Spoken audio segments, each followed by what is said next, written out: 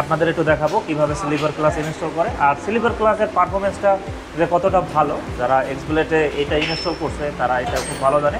Sleeper class install করতে কি কি প্রয়োজন হয় এখন আমি আপনাদের একটা একটা করে পার্টসগুলো দেখাবো। এটা হলো ইন্দোনেশিয়ান ক্লাস প্লেট সিবিআর এর। আচ্ছা আচ্ছা, এটা হলো থাইল্যান্ডের। এগুলো কি সিবিআর এর? হ্যাঁ, সিবিআর। এটা কিসের, এক্সপ্লেটর না? এটাও সিবিআর? এটাও সিবিআর। আচ্ছা, এটাই সিবিআর এর। এটা সিবিআর, এটা থাই সিবিআর। এটা হলো ইন্দুক সিবিআর এর, আর এটা হলো মানে থাই সিবিআর। এখানে দেখেন এই ক্লাস প্লেট কিন্তু এখন 3টা কালার দেখা যায়। হ্যাঁ হ্যাঁ, 3টা কালার। 3টা কালার। এটা কিন্তু একটু খাসখাস কাটা, এই যে একদম খাসখাস কাটা, আর এটা কিন্তু একদম সমান।